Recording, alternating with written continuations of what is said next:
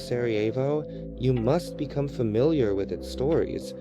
To really know Sarajevo, you have to deeply comprehend its history. If you love Sarajevo, Sarajevo will love you forever. Sarajevo loves everyone who has a big heart.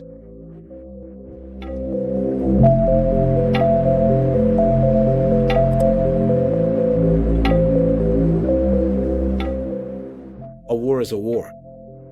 There are no reasons. There are no justifications. Nothing can justify an armed aggression of one country against another, of one people against another. Especially when this happens between people living in the same geographic spaces, even if divided by ethnicity, culture, and religion. Different ones, fierce conflicts erupt. Like the one that tore apart the former Yugoslavia in the 90s. And as is unfortunately happening right now in other parts of the world. We went to learn about this history where it was fought, in that Sarajevo that was besieged and resisted the siege of the Serbian army for 1,425 days, in that city that experienced the madness of genocide, where wealthy foreigners, including Italians, would pay large sums of money for the chance to turn into snipers for a few days, in what were called safaris. In that city where the snipers, the real ones, were paid by tourists for every civilian killed, double if it was a child. We went to visit the cemetery that stretches as far as the eye can see, where there are 1,601 children. We read their dates of birth and death and had confirmation that a war is a war. No one wins, only those who die lose, and those who stay alive to mourn their dead. Welcome to this brand new travel video. A new country has been unlocked, and for the very first time, we are in Bosnia. But we came here for one very specific and intriguing reason, which, after visiting Pyramiden at the North Pole, concerns the subject of pyramids once again. But we will make our way there quite slowly, because first we have to explore its capital city, as usual, because we arrived here on a convenient and direct flight from Bergamo. And from here, our tour of Sarajevo begins. To understand at least a bit of the history of Sarajevo and Bosnia and how we got from the former Yugoslavia to today, make yourselves comfortable. Because understanding this history is anything but simple. In fact, it's a real mess. For this reason, we got help from Nerman, this big guy born in Italy as a refugee, conceived in Sarajevo when Bosnia and Herzegovina didn't even exist as a country yet. But let's take it one step at a time. This is Bosnia and Herzegovina as we know it today. The capital is Sarajevo, but there's one small detail. The unrecognized separatist Republic of Srpska, which represents a vast area of Bosnia itself. The detail, which is actually not that small, is that here we find the inhabitants, who are unkindly called traitors of Sarajevo itself. In fact, the Republic of Srpska is a kind of pro-Russian Transnistria and historically in favor of Serbia that destroyed and killed its own Bosnian inhabitants in the war between 1992 and 1995. Don't worry, it's complicated, but little by little it will all become clearer.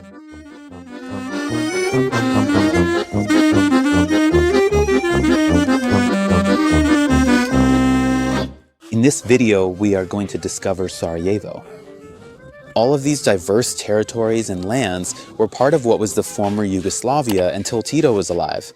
And then afterwards, instead, the entire political landscape underwent a significant change, even if many people still fondly associate a balance, so a kind of quiet life, until 1980, so until Tito was alive.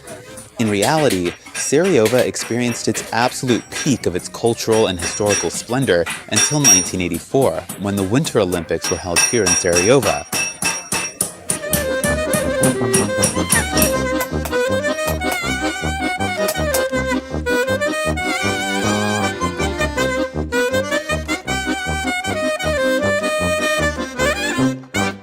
Now we are immersing ourselves in the old part of the city, the most historical one. And this here is the Ottoman Quarter, because here, the Ottomans were here for a good 400 years.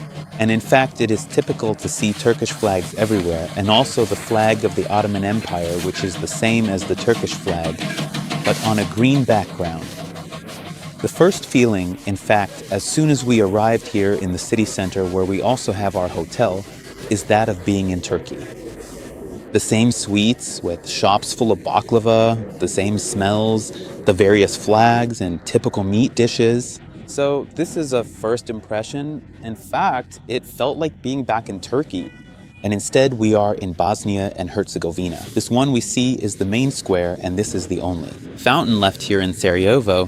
There were as many as 200. Now it's the only one, because they were all destroyed. And when we talk about the Ottoman Empire, it is obvious to also talk about caravanserais, the Silk Road that passed right here through the Balkans. What we are looking at right here is the only caravanserai remaining standing in all the Balkans, because the others were then entirely and utterly demolished. And now we are going to visit it.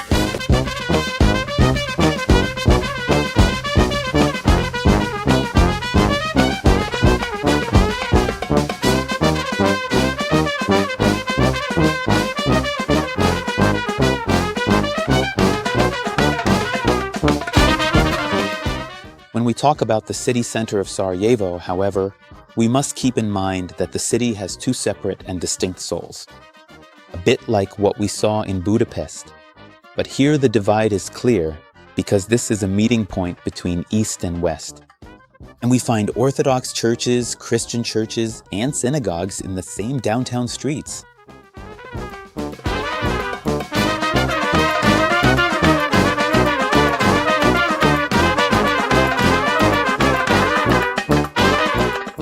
Here we are, still standing in Sarajevo's vibrant city center. But on this specific side, it is almost like the historic division of the Berlin Wall.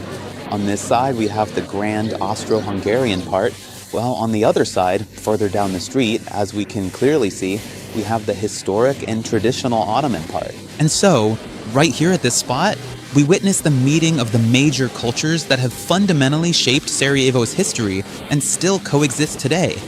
You can observe this remarkably clear division. On one side lies the historic Ottoman quarter, filled with vibrant outdoor restaurants and those typically Turkish scents. On the other side, you find the Austro-Hungarian part, which is closer to our own habits, featuring restaurants where people typically go inside to sit down and eat indoors.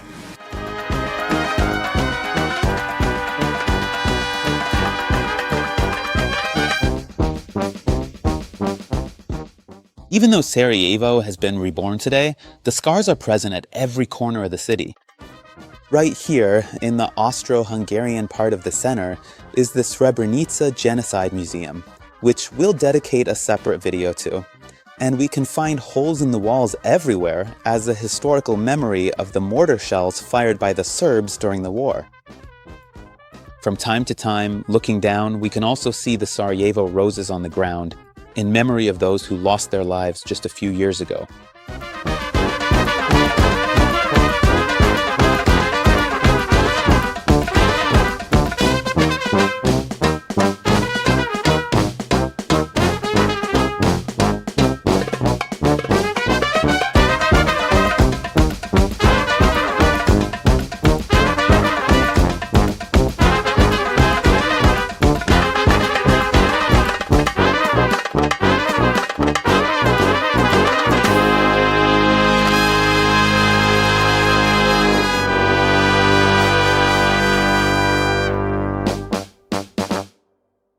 Now we've moved about 9 kilometers from Sarajevo's city center, because we've come to see one of the most important spots when retracing the crucial phases of the war here in the Balkans, because here was the secret tunnel that passed under the Sarajevo airport.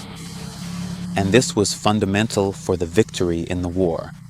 So we've just passed the Sarajevo airport, which is right down there. And now, let's go see exactly what allowed Bosnia to save itself during those times.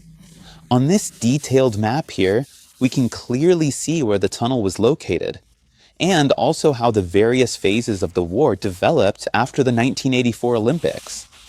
The red lines you're seeing represented the intense siege of Sarajevo, and the enemy forces were positioned right there, free Bosnian territory. It would later become so, thanks certainly to the lives of our fathers and, of course, the tunnel. No. Thanks to the tunnel, we didn't just manage to have 800 meters of space to move around unseen, but we also managed to gain control of Igman and Bielesnica. This here, instead, is the entrance to the tunnel, which has actually been raised a bit compared to the original for tourist visiting purposes. But now we're actually entering the tunnel. These here are the original photos of the 100 people who worked to dig this laborious tunnel. The tunnel starts right from here, and we are going to walk through it together now. This incredible structure was dug in exactly 4 months and 4 days of intense labor. The commanders chose only the most trusted people, such as close family members, to ensure total secrecy. This vital tunnel led all the way to the other side of the city of Sarajevo and effectively gave people the chance to pass safely under the airport runway. It was used to find an escape route or transport supplies, but often it also led to death, because on the other side, where we are heading now, was the dangerous and active front line of the conflict.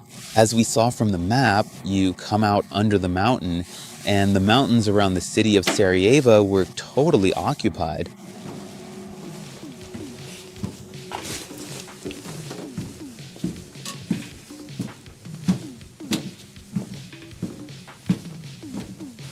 The commander would issue the formal command to go, he'd say Krenjeni, and from there you'd begin the difficult journey.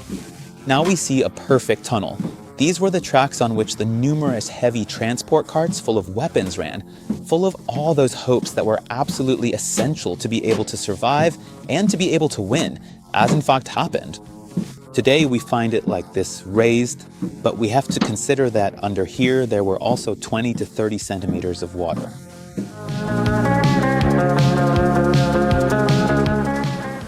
Behind me, the void.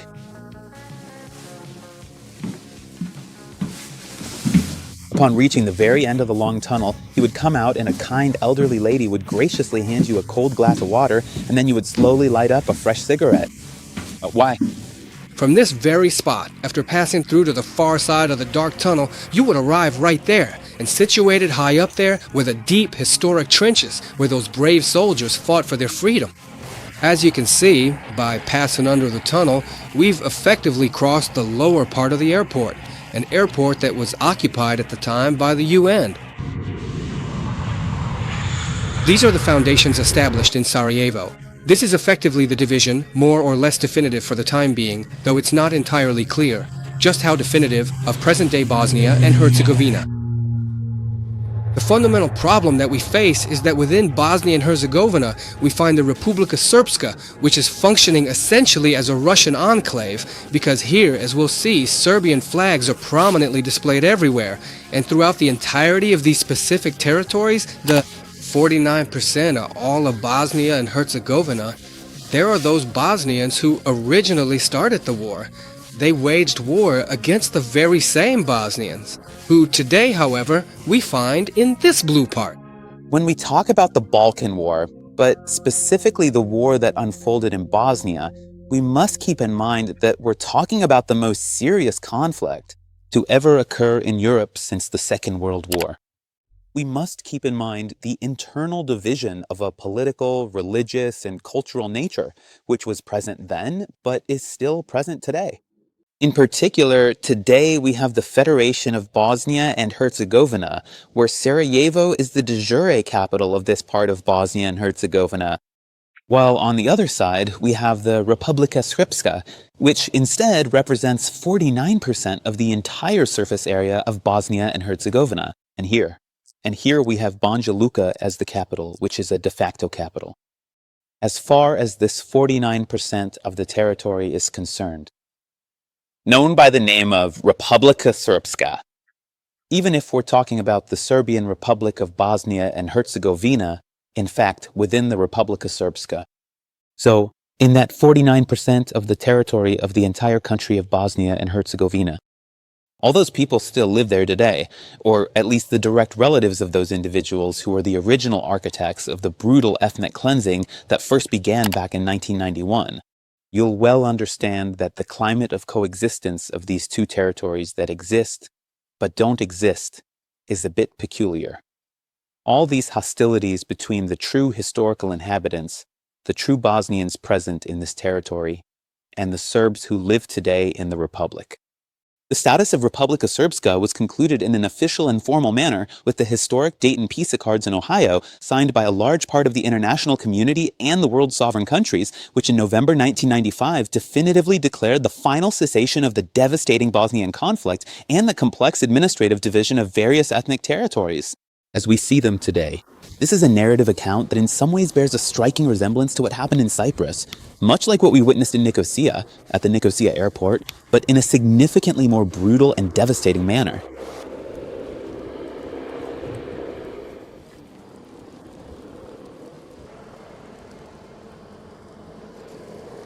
This is what we saw earlier. In the center, the Sarajevo roses. And this right here is the absolute and overwhelming chaos of what it truly meant to painstakingly reconstruct and especially strategically partition the former Yugoslavia. By the way, in my personal opinion, the fact is that while the wars here are over, the overall pervasive atmosphere that you will likely experience if you come to visit Sarajevo is that absolutely nothing ever seems to be quite so settled or permanent. This entire tunnel was dug behind this house, a civilian's home. So everything stayed pretty well hidden for a long time, and a kind lady lived in this house. We saw a historical video where, right at the tunnel exit, she would give every passing soldier a refreshing glass of water and a cigarette to help them, because that would likely be the very last cigarette they'd ever have. But to gain a much deeper understanding of the history of Sarajevo and Bosnia in general, I obviously sought out some expert assistance from Nerman. He's a guy born in Italy who currently resides right here in the city now, and he'll help us understand exactly what happened and how we got to where we are today. To explain it simply, well, we'll try, because Bosnia is a mess. I'm Nerman. I'm a guide in Sarajevo with my own agency called Bella Bosnia Tour, and I say hello to all my Italians, sending them a huge kiss. It's a job I've done for 7 years, a labor of love and passion for Bosnia and Herzegovina and for my city, Sarajevo. But Bosnia and Herzegovina, as I've already mentioned, is a huge mess that I then try to explain to my tourists. Even if many find it hard to grasp, in the end, we always manage to give them, let's say, a little taste to understand the history. In short, we fought the war against, as you well know, the former Yugoslavia, led by a very eccentric character who was tried at The Hague and sentenced to life. And that's Milosevic. He was helped by internal Orthodox Bosnians, Karadzic and Mladic, who were also tried at The Hague and given life sentences. They committed genocides. They slaughtered. They killed. They relentlessly bombarded our city for 1,425 days to try and forcibly seize control of our nation and prevent us from ever establishing a multi-ethnic Bosnia and Herzegovina. But let's say Europe and America, at the end of the whole war and after 1,425 days of suffering, gave us a chance to have an independent Bosnia, but with 2 regions, 2 imaginary cantons. One is the Republic of Srpska, and the second is the Federation, plus a small district that was certainly overseen by Europe and America, which was the Bergamo district. They decided to keep us all together. The Orthodox Bosnians, so the majority of Orthodox Bosnians who were on the side of the Milosevic regime, currently live in the Republic of Srpska. Meanwhile, multi-ethnicity and the, let's say, multi-ethnic part of Bosnia and the large cities like Sarajevo, Zenica, Tuzla, and Mostar are part of the Federation. But both of these, let's say, cantons, these imaginary cantons that we have, are unofficial because they're part of Bosnia and Herzegovina as one. But in short, the enemies, the people who have killed the majority, not all of course, but the majority of the inhabitants of the Republic of Srpska live with us even now, having done many bad things in the days of war. Quite obviously, if you are currently looking to plan a future trip to Sarajevo, in the description provided below you will be able to find the direct link for Nerman's various social profiles so that you yourself can also begin to understand this story, which is truly and exceptionally complex in its nature.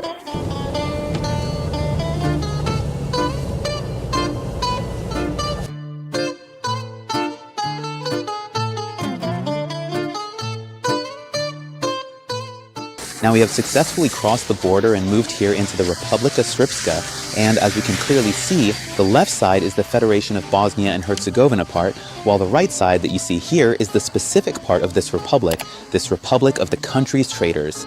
and we can already notice the first differences.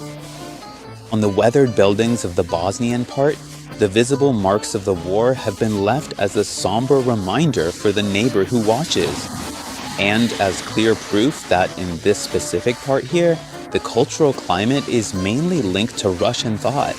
The names of the streets are written in the Cyrillic alphabet, and over here, we have the street and number but with Latin characters.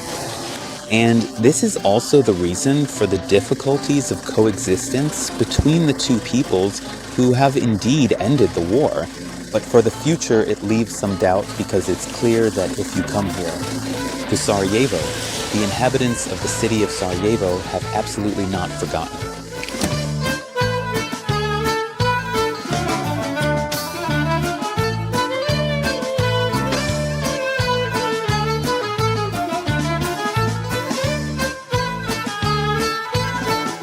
As you might have already noticed by now, contrary to how it might appear, this particular flag displayed right up here on one side is not the flag of Serbia, but it's the specific flag of the Republic of Srpska, which is in fact the exact same tricolor design as the national flag of Russia. As proof of everything I'm saying, let's also look at the bus station right across from us. This particular train station right here exclusively travels toward the Serbian part, and as you can clearly see, the characters of the station are written in Cyrillic. Not bad for it all being under the same country. I would have liked to add something, but here good old Nerman advised us not to stop too long. Under the entrance and exit signs of Srpska, because we're driving a Bosnian vehicle, and as you can see, there are several control cameras. As you can see, the Russian flag is waving, and above all, the billboard welcoming you to the Republic of Srpska. Well, yes. All this in Bosnia and Herzegovina, not bad. In the background, the entire new part of the city of Sarajevo. Here we are still close to the Republic, right on the border of the Republic of Srpska. And now we are entering this Jewish cemetery.